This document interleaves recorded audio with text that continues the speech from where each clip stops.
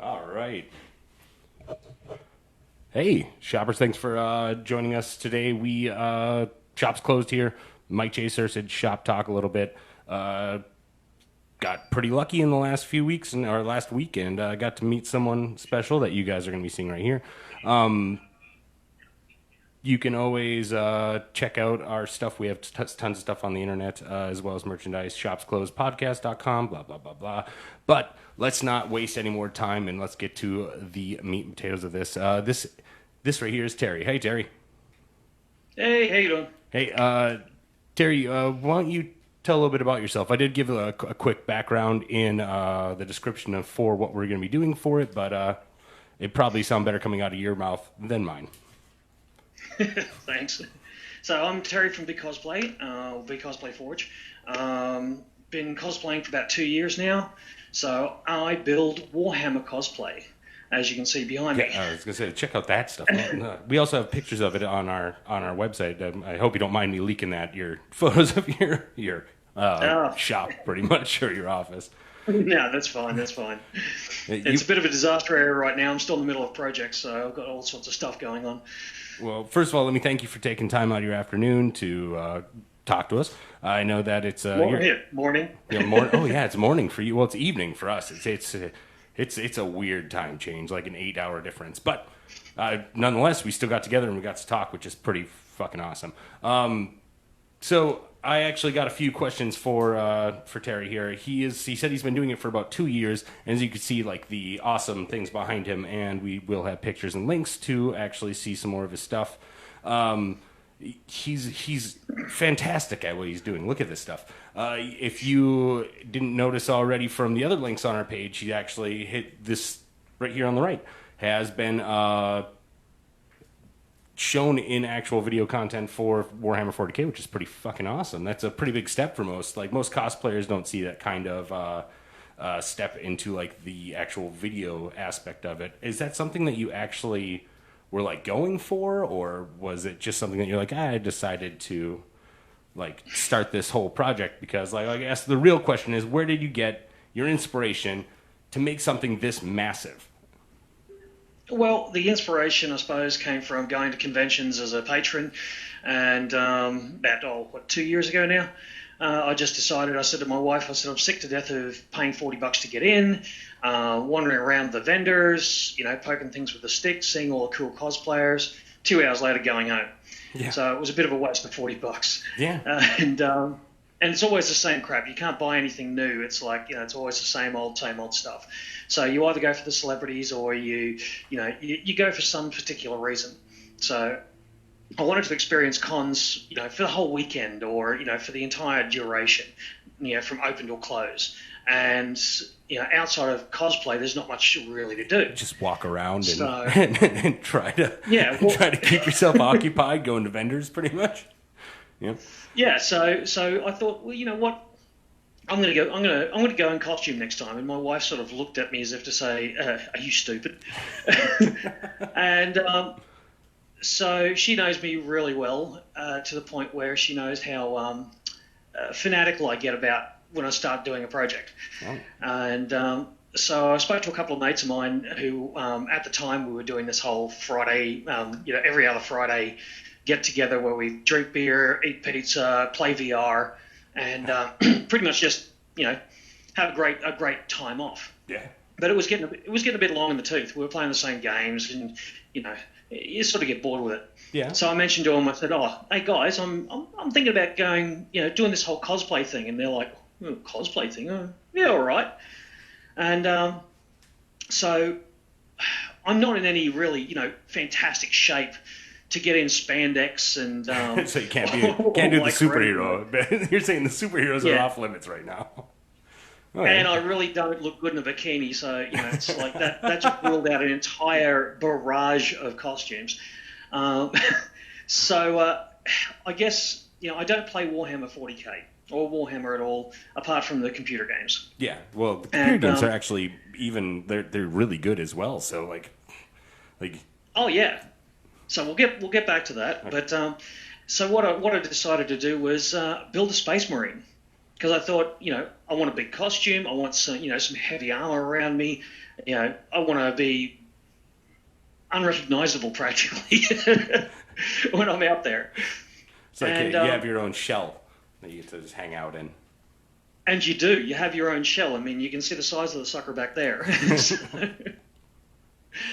So yeah, basically it's like a whole learning curve where I didn't even know what EVA foam was, or I didn't even know what type of glue to use. I didn't even know how to cut the stuff. So I thought, all right, I'm going to YouTube this, figure it out. So I found a bunch of YouTube videos that gave tutorials all the way from here is how you cut foam, and so after watching a absolute barrage of those, and looking up forums and figuring out bits and pieces, I found out there's a program called Pepakura, which is a Japanese paper folding program where you can put any 3D item in there and it'll unfold it so you can make it out of paper. Wow. Which is really cool. Yeah, that's now, amazing. This is a primary tool for a lot of the actual cosplay builders out there, where they'll use Pepakura, or there's a new program out there called Armorsmith now, done by Randy Kavanagh, which allows you to actually put those armor pieces on a mannequin. Yeah. And make the mannequin exactly your dimensions. Oh wow! So it's no guesswork pretty much here. No guesswork. So when you actually print these patterns out, like dress patterns, yeah, you can you can cut them out and then retrace them out onto the foam, cut the foam out, glue it together, and depending on your accuracy, it comes out pretty much spot on. That's so are the majority of those suits actually made of like foam then, or is it like that? Yeah, another one. Another one of my question was: do you use 3D printing for anything that you do, or is it all? It's made of EVA foam. Oh crap, man! Like that's amazing. So this is the helmet I'm making for a mate of mine over in the UK, and it's just in process at the moment. So it's still pretty awesome. But yeah, it's all made of EVA foam, so it's very durable. It's Yeah, you can doesn't really around, breathe. I'm assuming though, like. It's not like 3D printing where it's fragile as hell and you got to be careful, etc. Well, that's awesome. And it's also ultra light, so you don't have that extra weight. Even though once you paint it, as you know with your models and stuff like that, you get that realistic look to it. When you paint this sort of stuff, it comes out quite realistic. Yeah. So give me a moment. I'll grab another helmet. Oh. So, yeah, this is a Chaplain helmet that's already been done. Holy crap, that's amazing. So as you can see, it's all, and that's even the face is foam. It's stuff called foam clay, which is like a putty that you can mold and then it dries like EVA foam. That's so cool. That's amazing. So, but yeah, as you can see, it comes down to the paintwork to make it look realistic. Even the other helmet that you had out, like you could still see the details from it. It like you said, that just the painting kind of just made it pop more than anything. Yeah, it just makes it pop, makes it gives it that realistic look, or whatever look you want to give it. It looks bulky too. Like if you haven't seen Guardsman yet, I do have a link on our site, but you should check it out. You look bulky, but you still like got movement. It's fantastic. That's really what. Me and my co-host, when we watched it on our show, that's one of the big things that we said was just like, man, it looks like it actually is a little bit bulk to it, and it's kind of weird. Just when I got a hold of this guy, I got so starstruck. I was just like, no way, you're the guy from Guardsman. So I'm just a humble little cosplay builder that's only been doing it 2 years. So there's a lot better people out there than me. Trust me. I don't know, man. Like that, you already got screen time. That's more than most cosplayers get in an entire, like, other than like those videos from cons of them walking around. Like you got onto like almost like a short featured film. That's huge, man. And not to mention it is huge. We'll get to Guardsman shortly. So I'll just finish up on the building. Sorry, I keep interrupting you. This. No, that's fine. So I'm just going to grab a piece of scrap foam just to show you. Like this is EVA foam. It's all flexible and bendy, etc. Yeah. And you get it in flat sheets, different thicknesses, different densities. I had to learn all this from tons of from the tutorial internet. videos, just like hours our- of watching shit. Our God, the internet. Our God, the internet. Yeah. So, and luckily, I joined a few groups on Facebook and stuff like that. So, I got a little bit of help from a few other people. But, long story short, I managed to, make that guy as my very first costume. Yeah. And, geez, is it like, yeah, I think the funny thing, we were talking on the phone, and you're like, it's not even canon. I'm like, dude, you haven't seen some of these Space Marines that people put together. Canon is not a fucking thing you really have to worry about. And that was the one that was in the film. And I'm just like, it looked like you wouldn't have, if you would have said, nah, I saw you in the film, I was like, no, it looked legit. Like, it looks really good. I mean, with the techniques I know now, if I was to go back and redo it, which I intend to rebuild another Marine at the moment, probably a chaplain. Have you just done the one space or power armor, like the Marine armor that you have back there? The Marine armor back there. That was my very first, dive into cosplay and suit building and things like that. So it was a monolithic task, to say the least. Yeah. But it's a big task to take upon yourself too. Together. Well, I built that in 3 months. Holy crap! But the learning curve was immense. So I had to learn so many different techniques, and developed a few techniques along the way, which I shared with everybody else as well. I've actually seen a few of your videos on the internet when you were doing. I believe it was you did the power fist for the Terminator. You were explaining how you were making that. Did you do a video? Is that someone else? There's a power fist for the Terminator. Then there's a power fist for the Marine as well. Oh. So did you do both? I've redone the power fist. Did you do both? Yeah. I'm pretty sure. I was like I say, I recognize your face. Like after seeing you too, I was just like, oh man, I think I've watched a few videos on cosplay builds on this guy too. So, and I'm not very good. I'm honestly not very good at documenting, so I tend to build stuff and then go, oh crap, I forgot to film that. I know the feeling. But you haven't just made like these the Space Marine and the Terminator armor. You've made like quite a few other things. You made like the guard armor in Guardsman. You also made some other armor for your wife's cosplay, I believe it is, right? You made 3 of those, didn't you? Yeah, I've actually made the Two Sisters of Battle and the Celestine. Yeah. But the 14.5-foot expandable wings from Celestine, my wife actually made those herself. Which big shout out to her, because that was a showstopper. Like when I saw that on the internet, I had shared that on her thing instantly. So at the convention, it was a massive showstopper. It was humongous. She had to win something at least for going in there and doing something. I'm hoping. Oh, she won Best in Show. Nice, good. So, which was good. Yeah. Well, that's also a tribute to your work, though, because the wings make the Celestine, but the armor is really where it just knocks it down by saying hey, it's not just the wings that were impressive; it was also the rest of the costume that was doing it, and just the awesome work, man. I guess that's all I got to say about it. Thanks, mate. I mean, you're very welcome.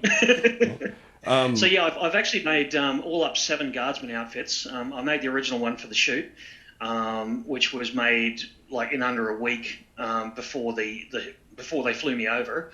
Because Richard Boylan. So the Guardsman was directed by Richard Boylan and produced by Bowman Modine. Yep, actually, I have Bowen. I've been talking to Bowen too. Actually, I was going to try to get him on here probably in another week. Maybe we'll do a reunion. Get you guys all back together and make you finish that fucking movie. Oh, that'd be awesome. That'd be awesome. But yeah, basically, about I think it was would have been June last year. So probably only a few months after I debuted the Marine, and I built a second Marine as well, because obviously I got 2 mates of mine involved in this as well. One bailed pretty early because he didn't have the finances to do it. The other one, John, he had the finances to do it, but not the time. So by the time we got down to about, it would have been 3.5 weeks before the convention, our big unveiling. He came to me and he said, "Oh, look, I don't think I'm going to have time enough to get mine done." And I said, "Oh, well, look, I'll dive in and get it done for you." so I rattled out another Marine in 3 weeks. And then during that time, my wife also said, I want to go and cosplay too. And so And I why did her not? first Sister of Battle costume, which was based off a cosplayer over in Germany. And I'm still trying to track down that cosplayer because her armor was really good. It was nice and subtle. It's But crazy it the amount of definitely wasn't details you guys 40K, actually pick yeah. out. Like you guys pick out the craziest amount of details on stuff that you put into your like the on the arm of the actual Terminator. You even have like relic like writing on it and stuff like that. You guys really had that fine eye for detail. Did you like just look at a bunch of pictures of these things and you're just like, okay, this is how I'm going to run it, or did you like get a Well, model and the thing is, I mean, you do a crap load of research. I mean, you literally the amount of information that you gather in order to be able to do this. And initially before you start, you get reference images, you get articles, you get whatever you can get. If you can get multiple angles of a costume, close-ups, all that sort of stuff, that all helps. If you can even sit there with a ruler on a costume measuring it out, that helps too. yeah?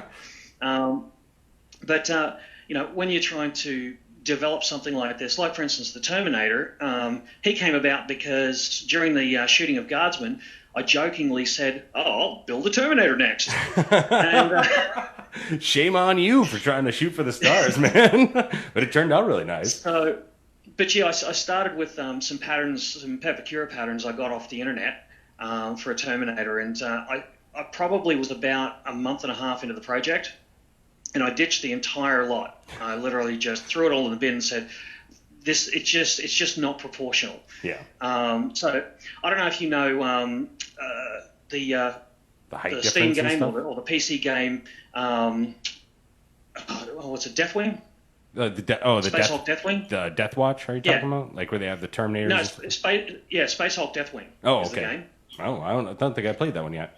I have to look that one Oh up. mate, it's awesome. It's a first-person shooter.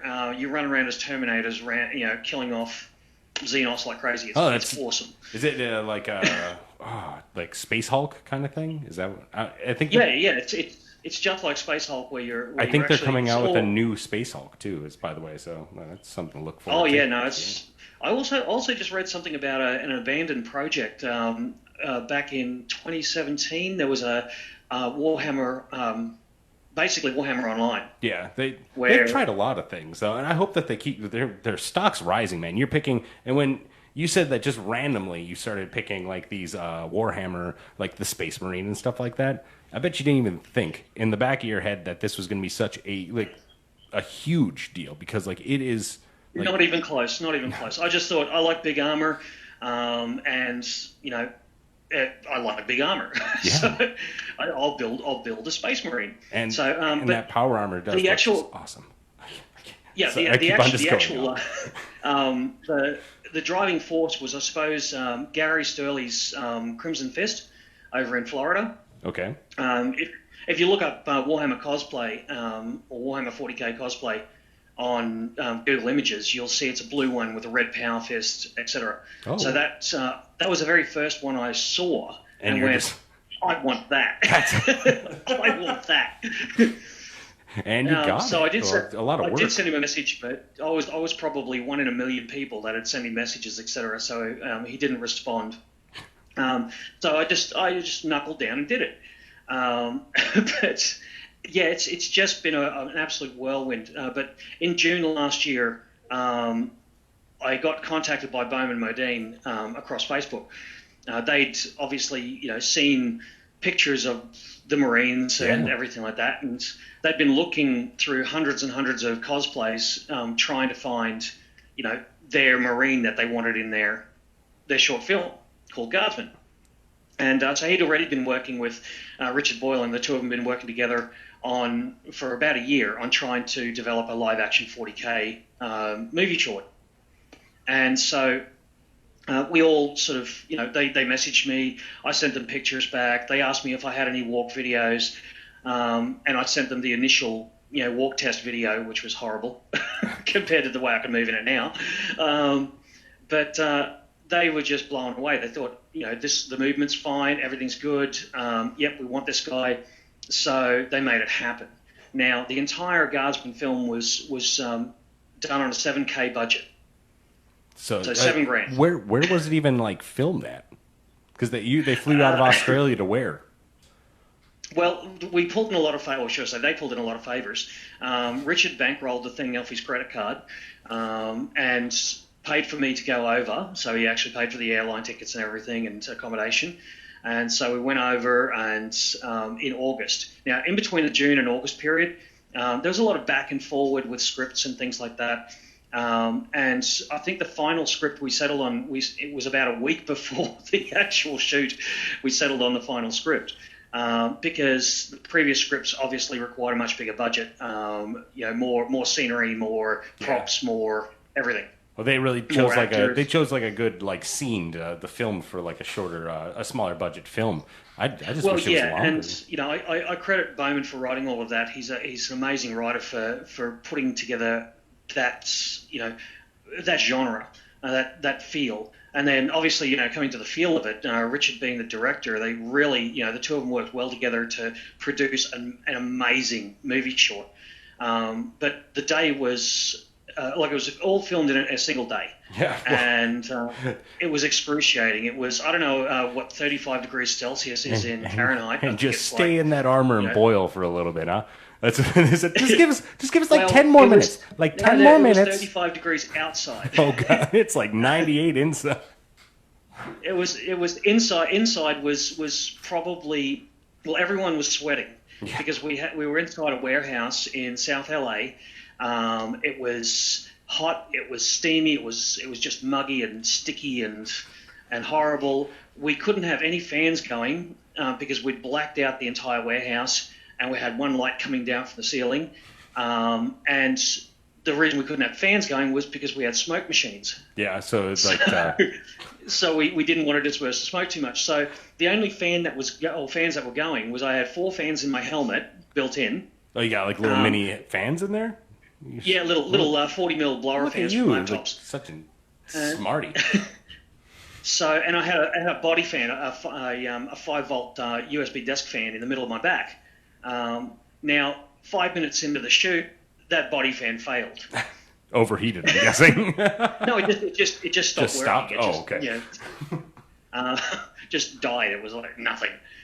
So here I was in a sauna suit, inside a place that couldn't breathe, had a helmet on which has sunglasses for eyes, in a blacked out place.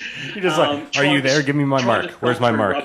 two to the right, 2 to the right. Just, okay, touch my hand. Just touch like trying to even like talk to the other actor. You're like, where are you again? Hold on.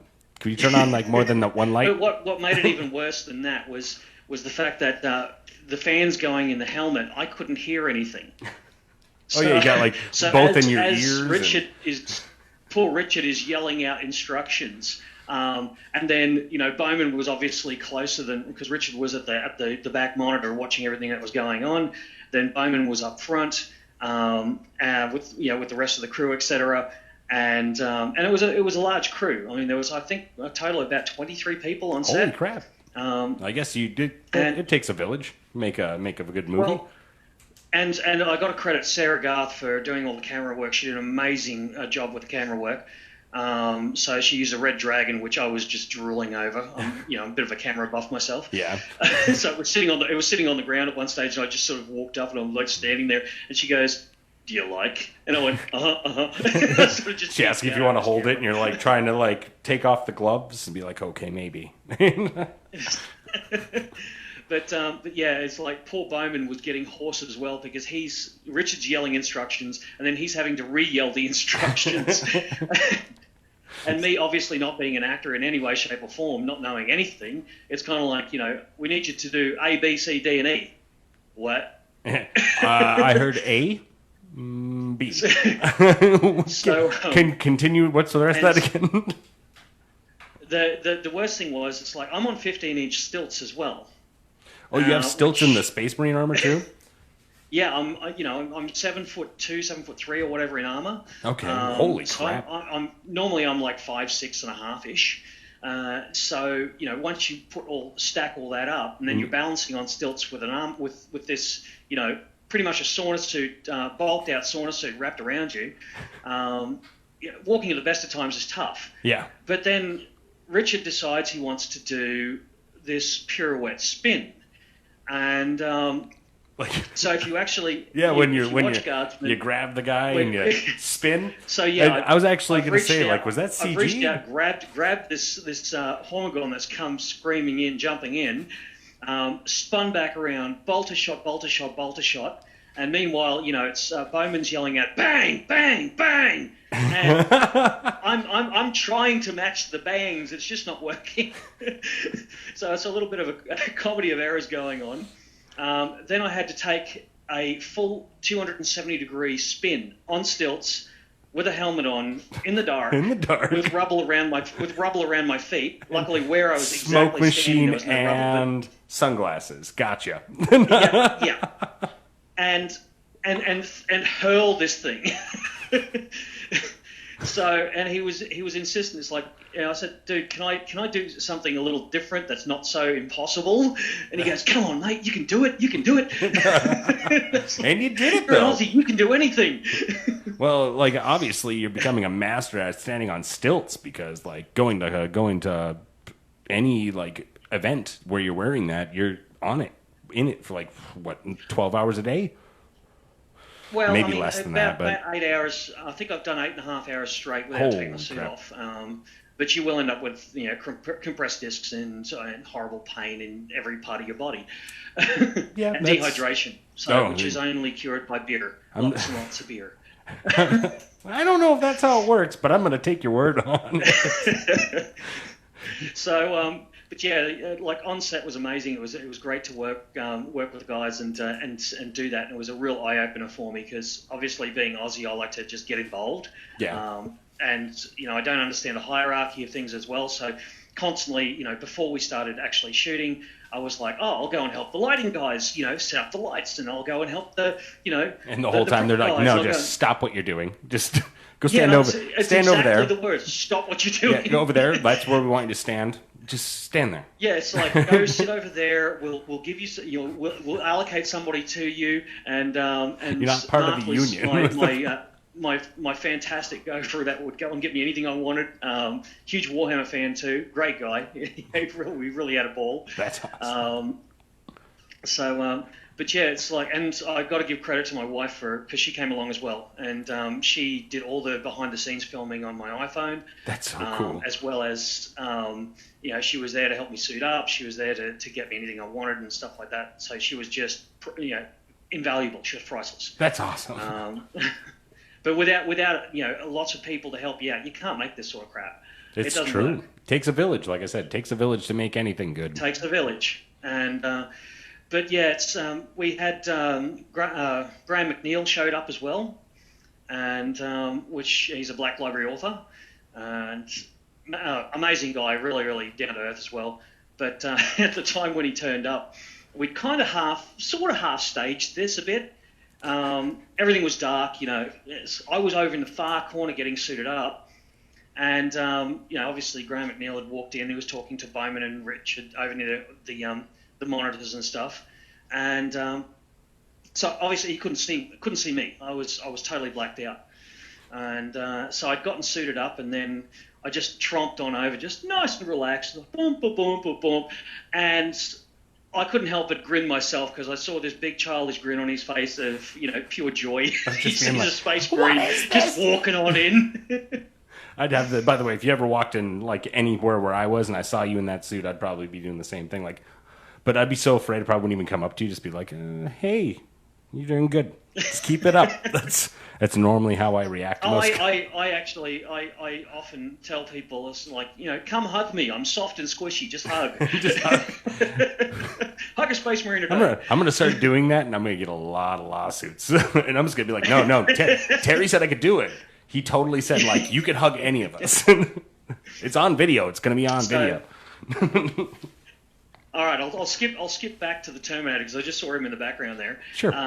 Now, obviously, I wanted to get him right, so I'd been playing this Space Hulk Deathwing game for a little bit, and I noticed that the armor was really, well proportioned. Everything was good. Everything was right, and I thought, oh, how the hell? So I started taking screenshots different angles of the armor and things, and that wasn't really working for me.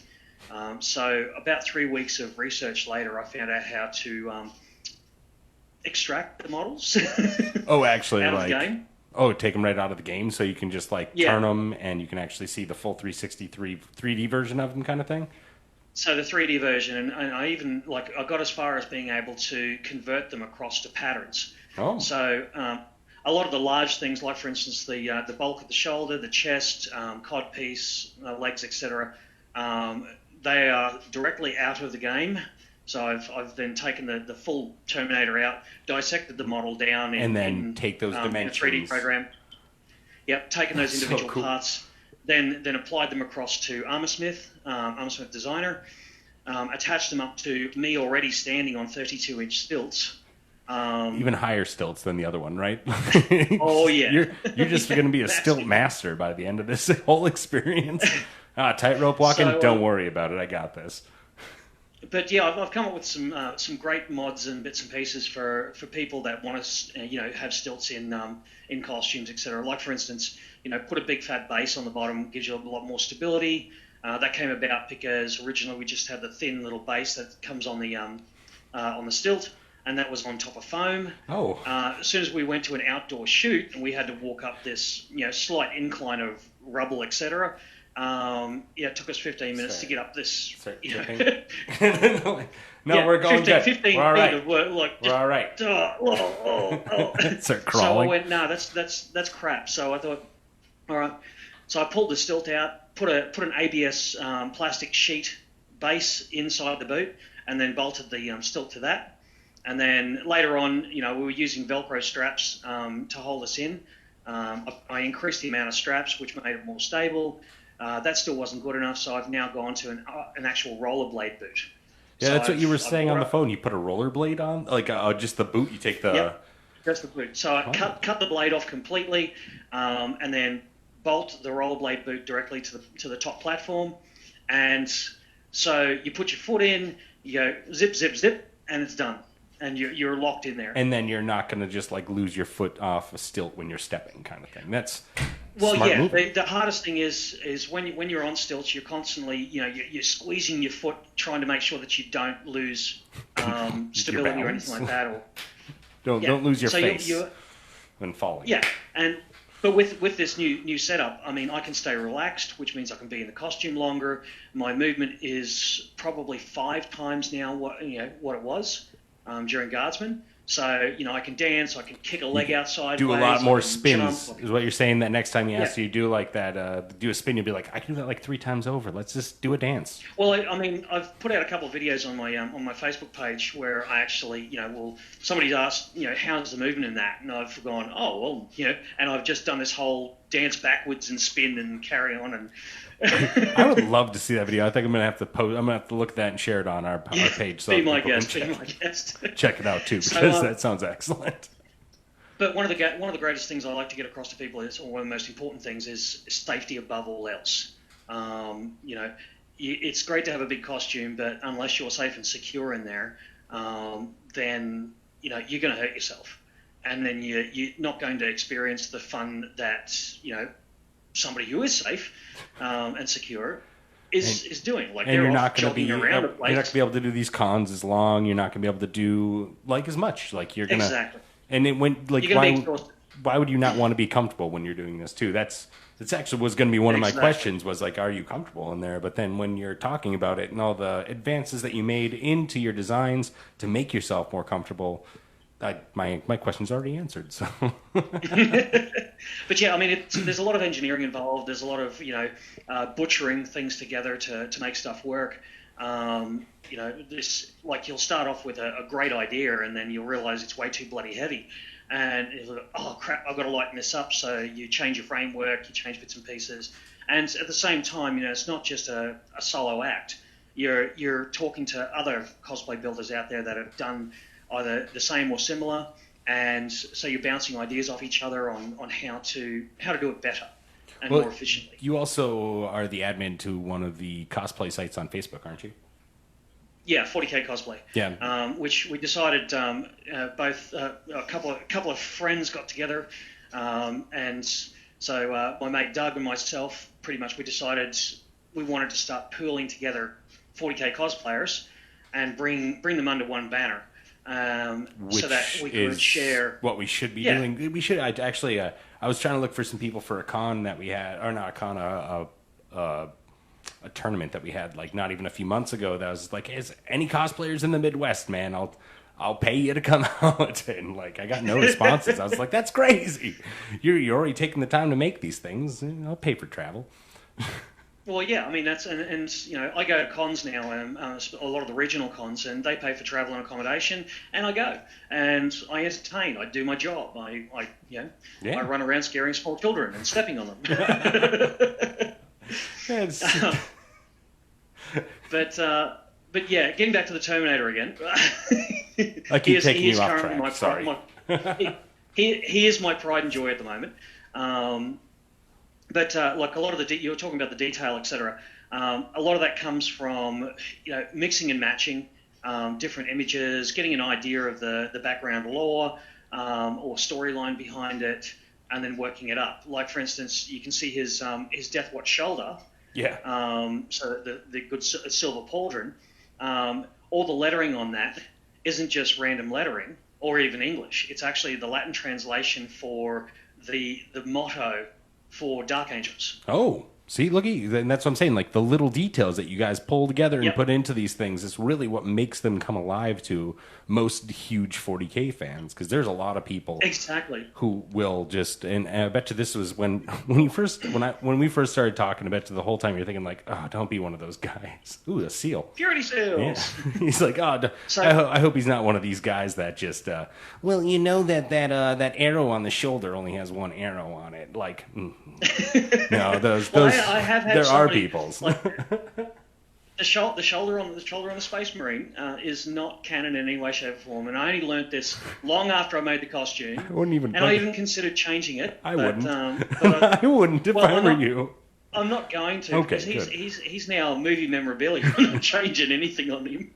But at the time, obviously, I wanted to. We were at the point where we were picking chapters, and as you know, there's like over 1,000. Way too many Space Marine chapters. Yep. So they all got their emblems, they've all got their color schemes, etc. So both John and myself, we were like, we like black and skulls. And so we discussed even making our own chapter and things like that. And I said, well, it'd be good to reinvent the wheel, but there's so many out there, we may as well just pick one. So we got onto, I think, one of the wiki sites where they've got an entire list of they have like that big chapters. The big like picture of like all the chapters with the different colors. Yeah, exactly. And thousands. So we scrolled too. down and down and down and down. It felt like days we were looking at this crap for. It was probably a few days. That was a big decision, man.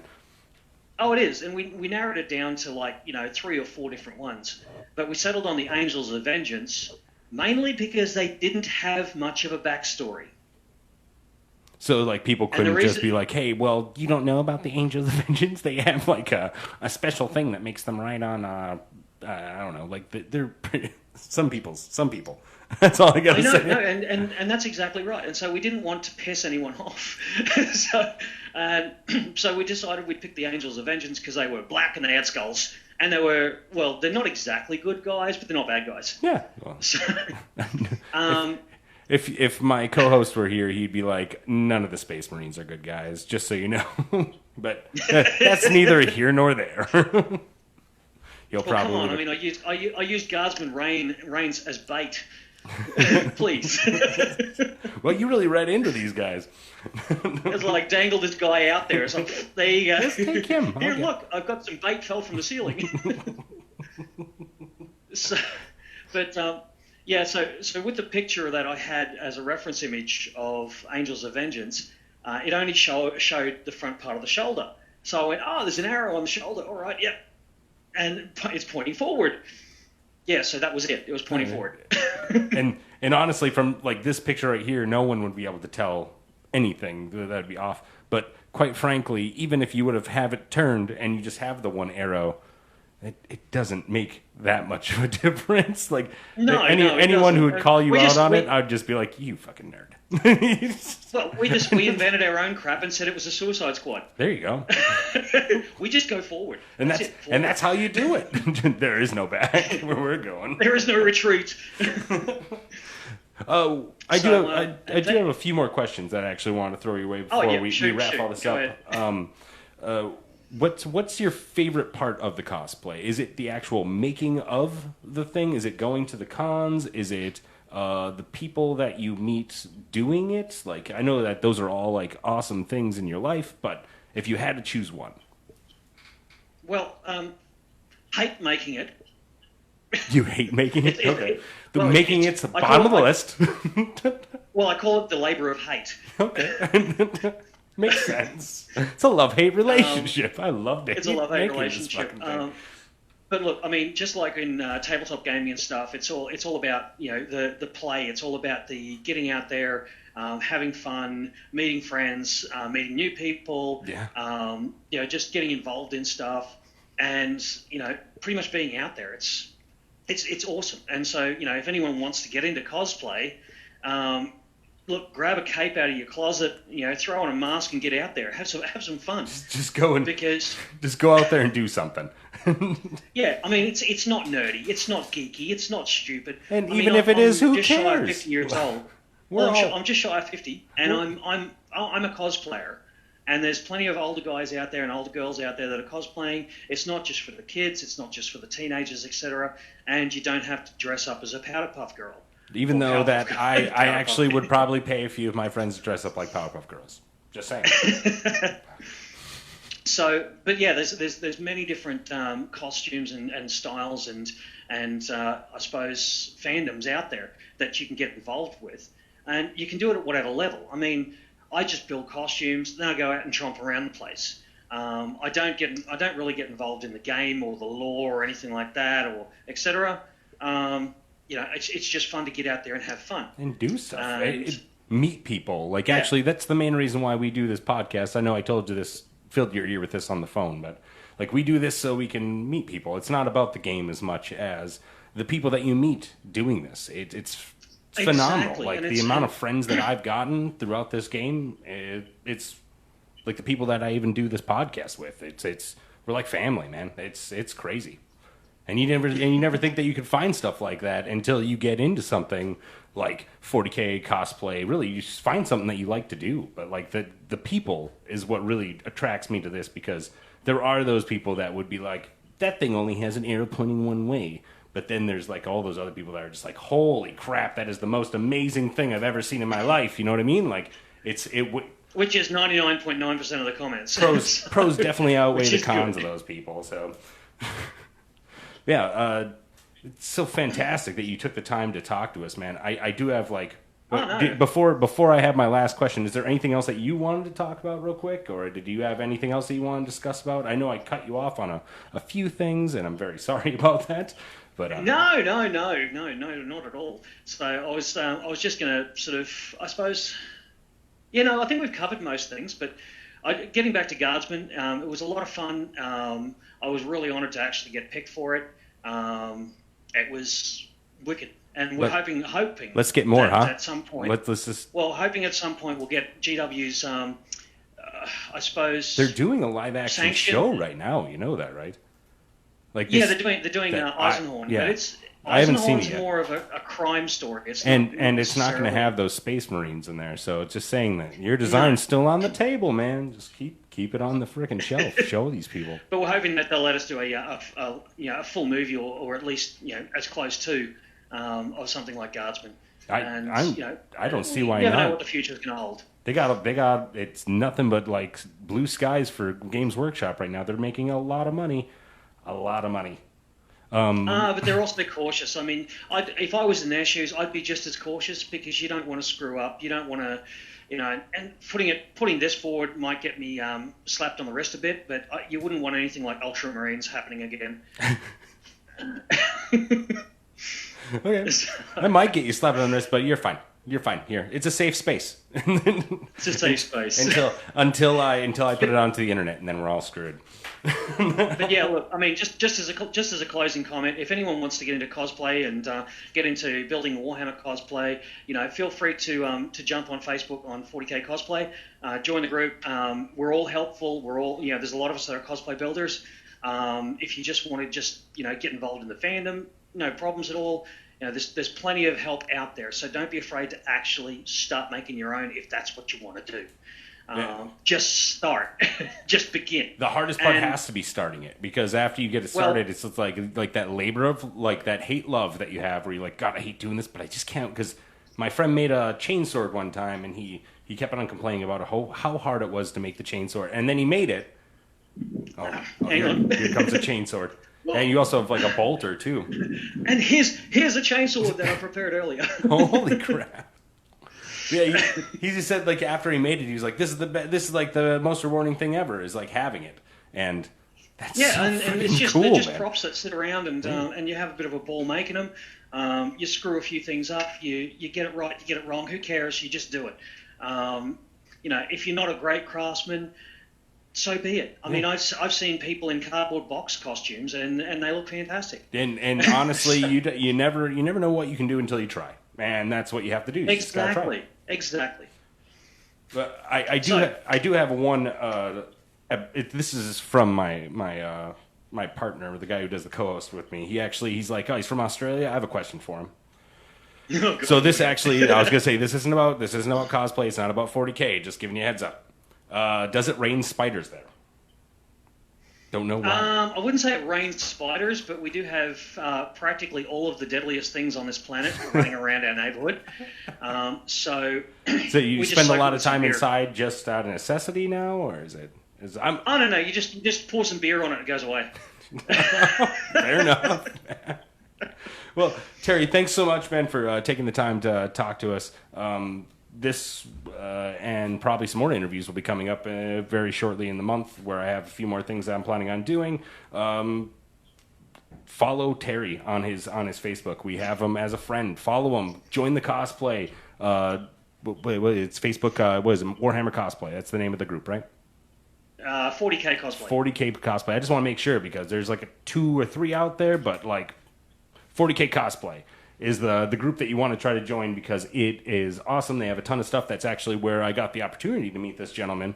And that, yeah. Did you have anything else that you wanted to say before we close this out, man? I think I'm good. All right. Well, thanks so much, Terry. I'm gonna go turn off this live feed, and yeah, see you guys. We'll see you all.